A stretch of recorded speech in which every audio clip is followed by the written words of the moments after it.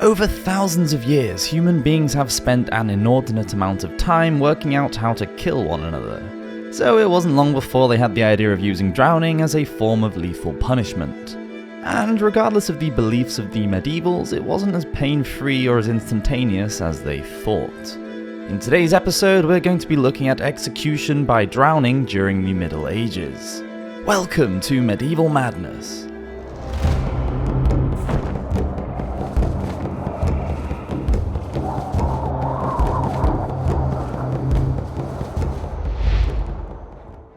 Drowning has been used as a common method of execution across many civilizations.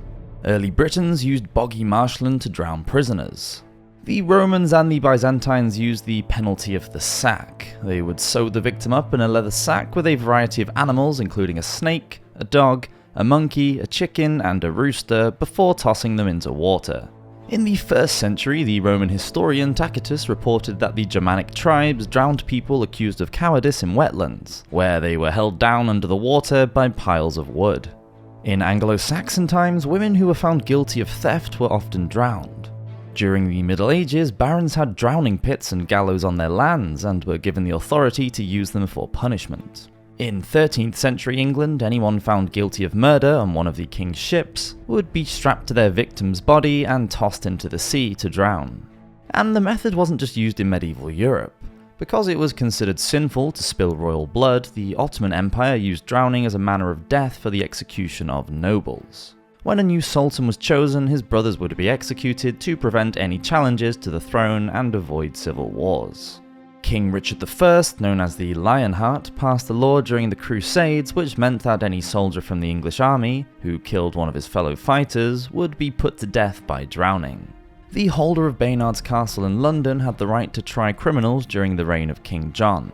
They were also awarded the privilege of drowning any traitors that were caught within their territory in the River Thames.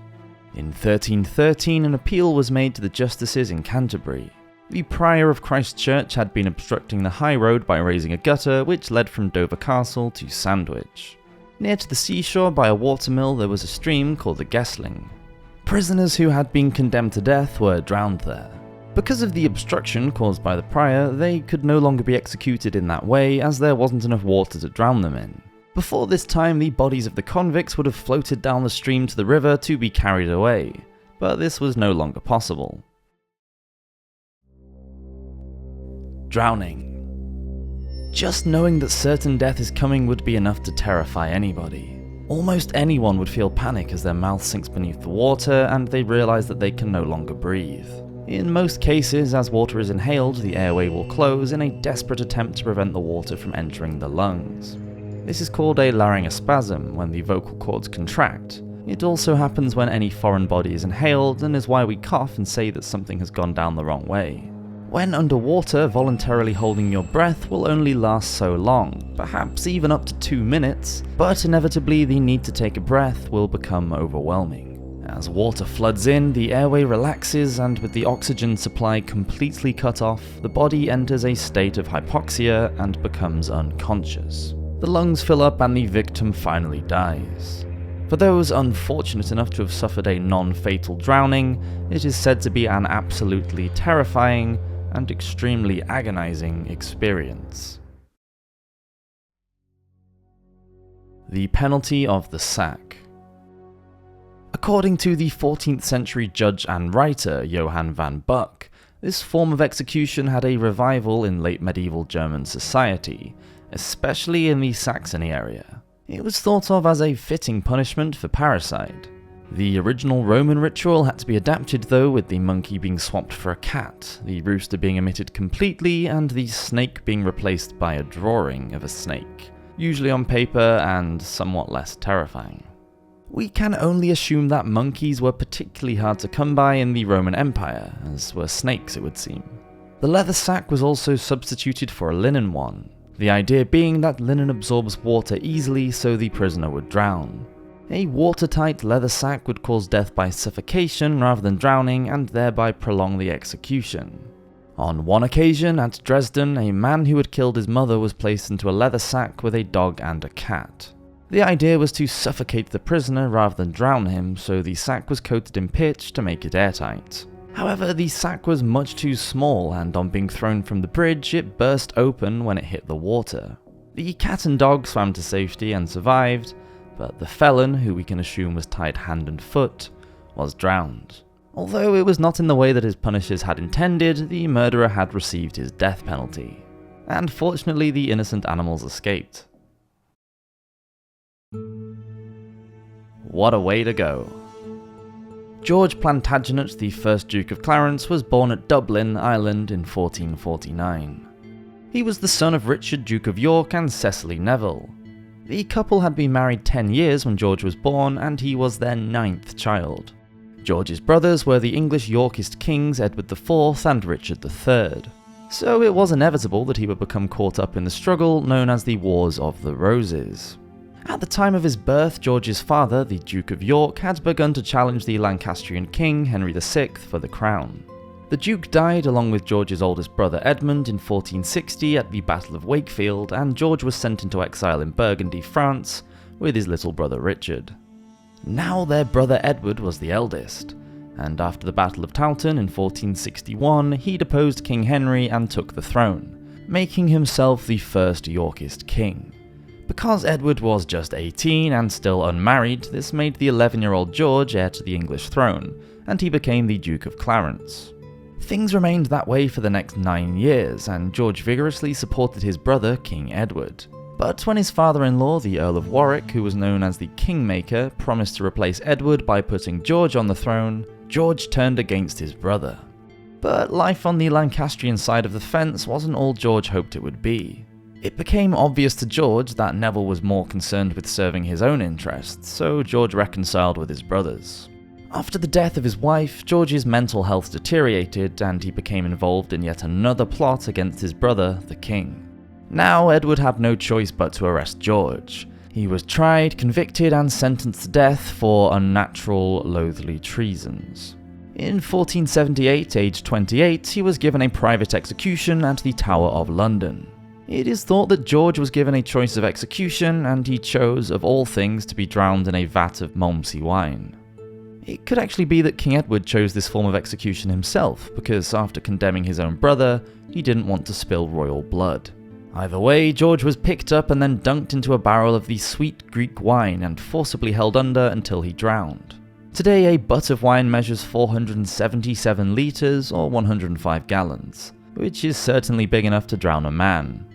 A portrait of George's daughter, Margaret Pole, does exist, and shows her wearing a bracelet which has a tiny barrel charm, perhaps alluding to the death of her father. Gallow and Pit. During the Middle Ages in Scotland, judges directed justice from court hills. Buildings would have been hard to come by in ancient times, so a hill or mound would have been used as a meeting place for outdoor gatherings. In Britain during the early Middle Ages, these hills were known as moots or meetings. It was a place where announcements would be made and the locals could settle disputes. Most of these moot hills were naturally occurring, although some had been purpose-built, perhaps years before, as burial mounds. As feudalism was brought into England and Scotland, baronies were introduced. Feudalism was an arrangement of the economic, military, legal, and cultural practices that prospered in medieval Europe. It was based on the relationship of vassal to lord, typified by the deference paid by tenants in labour or service to their landholder. A barony was an area of land given by the king to a tenant or baron. The baron was given the power to hold court and try both civil and criminal cases. But what was to be done with those wretches who committed murder, rape, arson, robbery with violence, and treason? Decisions needed to be made on how to deal with convicted criminals. For men, hanging was the obvious solution, but the execution of women had to be handled differently. Drowning pools. In Scotland, King Malcolm III ruled for 35 years during the 11th century. He was later nicknamed Malcolm Canmore, which meant big head, or more politely, great chief. King Malcolm decided at a parliamentary meeting at Forfar in 1057 that every baron needed to erect a gallows for the execution of male offenders, and dig a well or pit for the drowning of females. Because of this, many gallows were built near to moot hills and within close proximity to ponds and lochs. but a pit would be dug if there was no water nearby. It is unknown as to why men and women were treated differently. It could have been due to the medieval sense of decency. It was considered to be unacceptable for women to be executed in a violent way. The fact that some men were sentenced to death by drowning as a favour by the crown shows that it was considered a more dignified, humane, and pain-free way of dying. Mugdock Castle in East Dunbartonshire was the centre of administration for the lands of Mugdock. It belonged to the Clan Graham from the mid-13th century. Trials would have taken place in the court hall of the castle, which also housed the jail, or at the nearby Moot Hill. Any women found guilty of a capital crime would have been taken down to Gallow Hill. There they would be lowered into the cold, dark water of the drowning pool, in the shadow of the looming gallows above. Skeletons of the executed have been found here. Condemned women with their hands tied would be made to climb down a ladder into the water before the ladder was pulled up. The victim might be forced to tread water until hypothermia or exhaustion took over and they would slip beneath the surface. The practice might be different at another barony.